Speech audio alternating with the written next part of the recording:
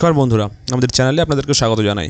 যারা চ্যানেলটিকে প্রথমবার দেখছেন তারা অবশ্যই চ্যানেলটি সাবস্ক্রাইব করে নেবেন এবং বেল আইকনটি দাবিয়ে দেবেন, যাতে চ্যানেলে দেওয়া সকল ভিডিওর প্রথম নোটিফিকেশান আপনাদের কাছে পৌঁছে যায়।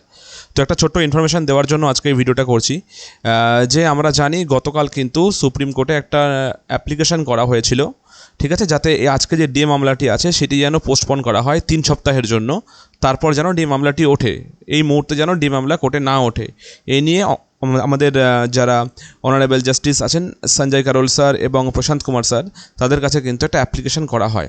বাট আপনারা দেখতে পাচ্ছেন যে অলরেডি কিন্তু আমাদের যে কজ লিস্ট, সুপ্রিম কোর্টের যে কজ লিস্ট, সেখানে কিন্তু অলরেডি 301 নম্বরে মিসলেনিয়াস হিয়ারিংয়ের আন্ডারে কিন্তু কেসটি উঠে গেছে। তো সেটা শুধুমাত্র অ্যাপ্লিকেশন করা হয়েছিল, স্যাররা কিন্তু কোনো রকম ডিসিশন নেননি যে উঠবে কি উঠবে না, এটা নিয়ে কোনো রকম ইনফরমেশান কিন্তু স্যাররা দেননি। তো আপাতত অ্যাকর্ডিং টু কজ লিস্ট আপনারা দেখতে পাচ্ছেন 301, 301.1 সব কানেক্টেড ম্যাটার্স, যাবতীয় কনফেডারেশন অফ স্টেট গভর্নমেন্ট এমপ্লয়িজের। তো আজকে হিসাব মতো কিন্তু আমাদের কেসটি উঠছে 301 নম্বরে, অবশ্যই উঠছে। এবার দেখা যাক সময় কি বলে। খবরটি এই পর্যন্তই, ধন্যবাদ।